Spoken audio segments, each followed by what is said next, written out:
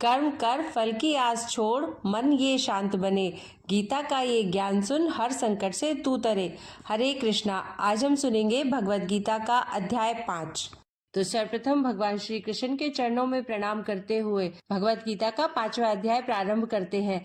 इससे पहले ज्ञान कर्म संन्यास योग में हमने जाना कि सच्चा ज्ञान प्राप्त करके व्यक्ति आत्म साक्षात्कार की ओर बढ़ सकता है। इस अध्याय में हमें जानने को मिला कि ज्ञान यज्ञ को सभी यज्ञों में श्रेष्ठ बताया गया है। केवल कर्म करना ही पर्याप्त नहीं, उसे ज्ञान पूर्वक करना चाहिए। और आज 5वां अध्याय कर्म संन्यास योग में हम जानेंगे कि सच्चा त्याग बाहरी क्रियाओं का त्याग नहीं बल्कि मानसिक आसक्तियों का त्याग है।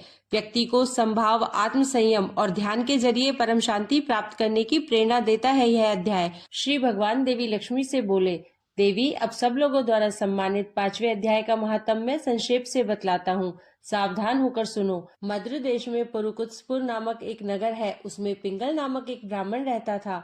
वह वेद पाठी ब्राह्मणों के विख्यात वंश में, जो सर्वथा निष्कलंक था, उत्पन्न हुआ था।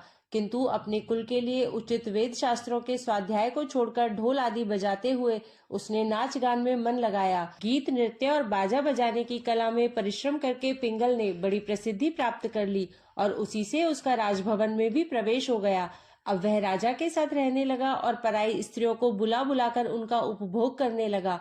स्त्रियों के सिवा और कहीं उसका मन नहीं लगता था। धीरे धीरे अभिमान बढ़ जाने से उच्च श्रृंखल होकर वह एकांत में राजा से दूसरों के दोष बतलाने लगा।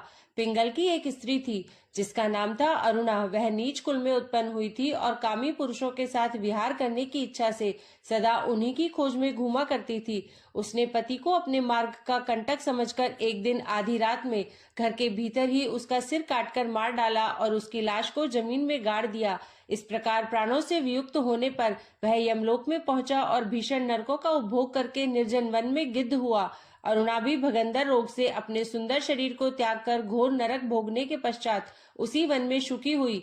एक दिन वह दाना चुगने की इच्छा से इधर उधर फुदक रही थी। इतने में ही उस गिद्ध ने पूर्व जन्म के वैर का स्मरण करके उसे अपने तीखे नखों से फाड़ डाला। शुकी घायल होकर पानी से भरी हुई मनुष्य की खोपड़ी में गिरी। गिद्ध पुनः उसकी ओर झपटा। इतने में ही जाल फैलाने वाले बहेलियों ने उसे भी बाणों का निशाना बनाया। उसकी पूर्व जन्म की पत्नी शुकी उस खोपड़ी के जल में डूबकर प्राण त्याग चुकी थी। फिर वह क्रूर पक्षी भी उसी में गिरकर डूब गया। तब यमराज के दूत उन दोनों को यमराज के लोक में ले गए। वहां अपने पूर्वकृत पाप कर्म को याद करके दोनों ही भयभीत हो रहे थे। तदनंतर यमराज ने जब उनके घृणित कर्मों पर दृष्टिपात किया तब उन्हें मालूम हुआ कि मृत्यु के समय अकस्मात खोपड़ी के जल में स्नान करने से इन दोनों का पाप नष्ट हो चुका है। तब उन्होंने उन दोनों को मनोवांछित लोक में जाने की आज्ञा दी। यह सुनकर अपने पाप को याद करते हुए वे दोनों बड़े विस्मय में पड़े और पास जाकर धर्मराज के चरणों में प्रणाम करके पूछने लगे, भगवान, हम दोनों ने पूर्व जन्म में अत्यंत घृणित पाप का संचय किया है, फिर हमें मनोवांछित लोकों में भेजने का क्या कारण है, बताइए। यमराज ने कहा, गंगा के किनारे वट नामक एक उत्तम ब्रह्मज्ञानी रहते थे। वे एकांत सेवी, ममता रहित, शांत, विरक्त और किसी से भी द्वेष न रखने वाले थे। प्रतिदिन गीता के 5वें अध्याय का जप करना उनका सदा का नियम था। 5वें अध्याय को श्रवण कर लेने पर महापापी पुरुष भी सनातन ब्रह्म का ज्ञान प्राप्त कर लेता है। उसी पुण्य के प्रभाव से शुद्ध चित्त होकर उन्होंने अपने शरीर का परित्याग किया था। गीता के पाठ से जिनका शरीर निर्मल हो गया था, जो आत्मज्ञान प्राप्त कर चुके थे, उन्हीं महात्मा की खोपड़ी का जल पाकर तुम दोनों पवित्र हो गए हो। अतः अब तुम दोनों मनोवांछित लोकों को जाओ, क्योंकि गीता के 5वें अध्याय के महात्म्य से तुम दोनों शुद्ध हो गए हो। श्री भगवान कहते हैं, सबके प्रति समान भाव रखने वाले धर्मराज के द्वारा इस प्रकार समझाए जाने पर वे दोनों बहुत प्रसन्न हुए और विमान पर बैठकर बैकुंठ धाम को चले गए। अब सुनिए 5वें अध्याय में कृष्ण ने अर्जुन को क्या ज्ञान दिया। उसके उपरांत अर्जुन ने पूछा, हे कृष्ण, आप कर्मों के संन्यास की और फिर निष्काम कर्म योग की प्रशंसा करते हैं, इसलिए इन दोनों में एक जो निश्चय किया हुआ कल्याणकारक होवे उसको मेरे लिए कहिए। इस प्रकार अर्जुन के पूछने पर श्री कृष्ण महाराज बोले, हे अर्जुन, कर्मों का संन्यास अर्थात मन, इंद्रियों और शरीर द्वारा होने वाले संपूर्ण कर्मों में कर्तापन का त्याग और निष्काम कर्म योग अर्थात समत्व बुद्धि से भगवतर्थ कर्मों का करना, ये दोनों ही परम कल्याण के करने वाले हैं। परंतु उन दोनों में भी कर्मों के संन्यास से निष्काम कर्म योग साधन में सुगम होने से श्रेष्ठ है। इसलिए हे अर्जुन, जो पुरुष न किसी से द्वेष करता है और न किसी की आकांक्षा करता है, वह निष्काम कर्म योगी सदा सन्यासी ही समझने योग्य है, क्योंकि राग द्वेष आदि द्वंद्वों से रहित हुआ पुरुष सुखपूर्वक संसार रूप बंधन से मुक्त हो जाता है। हे अर्जुन, ऊपर कहे हुए संन्यास और निष्काम कर्म योग को मूर्ख लोग अलग अलग फल वाले कहते हैं, न कि पंडित जन, क्योंकि दोनों में से एक में भी अच्छी प्रकार स्थित हुआ पुरुष दोनों के फल रूप परमात्मा को प्राप्त होता है। ज्ञान योगियों द्वारा जो परम धाम प्राप्त किया जाता है, निष्काम कर्म योगियों द्वारा भी वही प्राप्त किया जाता है। इसलिए जो पुरुष ज्ञान योग और निष्काम कर्म योग को फल रूप से एक देखता है, वह ही यथार्थ देखता है। परंतु हे अर्जुन, निष्काम कर्म योग के बिना संन्यास अर्थात मन, इंद्रियों और शरीर द्वारा होने वाले संपूर्ण कर्मों में कर्तापन का त्याग प्राप्त होना कठिन है, और भगवत स्वरूप को मनन करने वाला निष्काम कर्म योगी पर ब्रह्म परमात्मा को शीघ्र ही प्राप्त हो जाता है। वश में किया हुआ है शरीर, जिसके ऐसा जितेंद्रिय और विशुद्ध अंतःकरण वाला एवं संपूर्ण प्राणियों के आत्मरूप परमात्मा में एक ही भाव हुआ निष्काम कर्म योगी कर्म करता हुआ भी लिपायमान नहीं होता।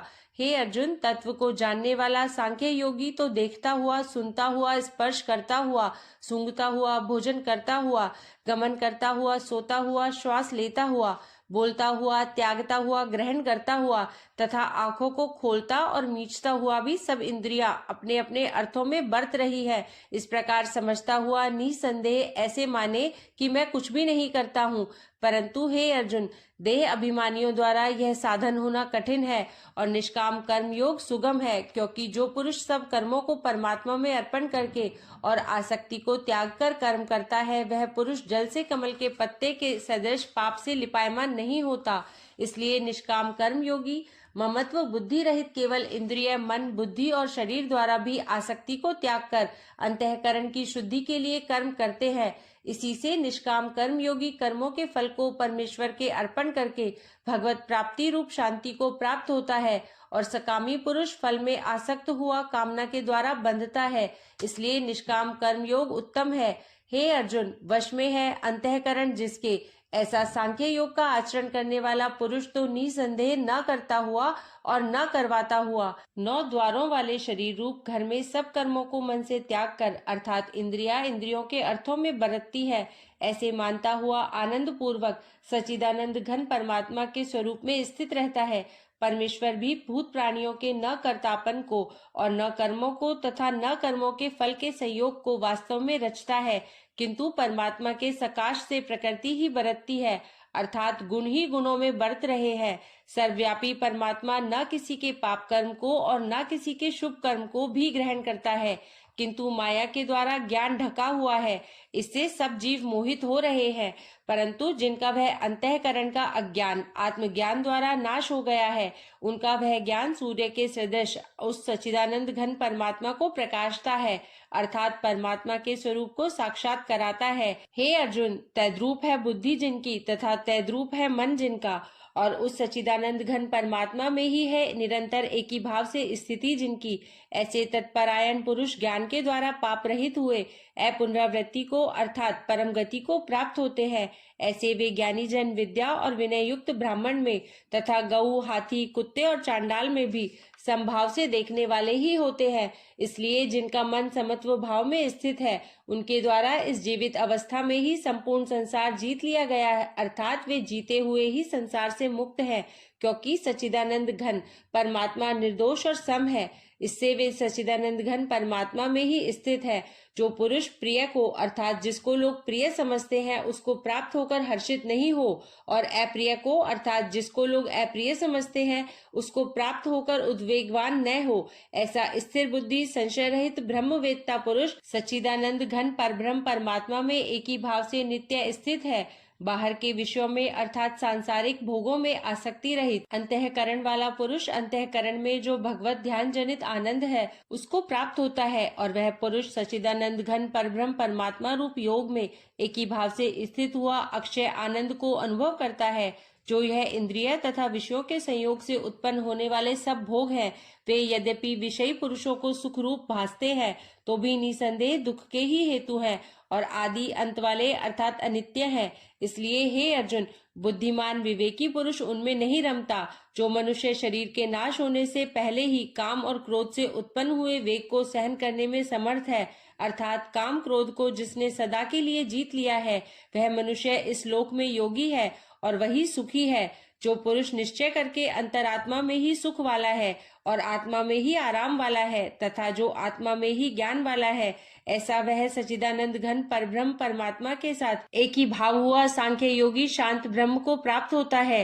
नाश हो गए हैं सब पाप जिनके, तथा ज्ञान करके निवृत्त हो गया है संशय जिनका, और संपूर्ण भूत प्राणियों के हित में है रति जिनकी, एकाग्र हुआ है भगवान के ध्यान में चित्त जिनका, ऐसे ब्रह्मवेत्ता पुरुष शांत पर ब्रह्म को प्राप्त होते हैं। काम क्रोध से रहित जीते हुए चित्त वाले पर ब्रह्म परमात्मा का साक्षात्कार किए हुए ज्ञानी पुरुषों के लिए सब ओर से शांत पर ब्रह्म परमात्मा ही प्राप्त है। हे अर्जुन, बाहर के विषय भोगों को न चिंतन करता हुआ बाहर ही त्याग कर और नेत्रों की दृष्टि को भ्रकुटी के बीच में स्थित करके तथा नासिका में विचरने वाले प्राण और अपान वायु को सम करके जीती हुई है इंद्रिया, मन और बुद्धि जिसकी, ऐसा जो मोक्ष परायण मुनि इच्छा भय और क्रोध से रहित है, वह सदा मुक्त ही है। और हे अर्जुन, मेरा भक्त मेरे को यज्ञ और तपों का भोगने वाला और संपूर्ण लोकों के ईश्वरों का भी ईश्वर तथा संपूर्ण भूत प्राणियों का सुहृद अर्थात स्वार्थ रहित प्रेमी, ऐसा तत्व से जानकर शांति को प्राप्त होता है और सच्चिदानंद घन परिपूर्ण शांत ब्रह्म के सिवा उसकी दृष्टि में और कुछ भी नहीं रहता, केवल वासुदेव ही वासुदेव रह जाता है। इस प्रकार 5वां अध्याय कर्म संन्यास योग हमें यह सिखाता है कि केवल कर्म का त्याग करना समाधान नहीं है। सच्चा संन्यास वह है जहाँ व्यक्ति अपने सभी कर्मों को निष्काम भाव से ईश्वर को अर्पित कर देता है। ज्ञान भक्ति और कर्म योग का सामंजस्य ही मोक्ष का मार्ग है। यह अध्याय जीवन में समानता, संयम और शांति की महत्वता को स्पष्ट करता है।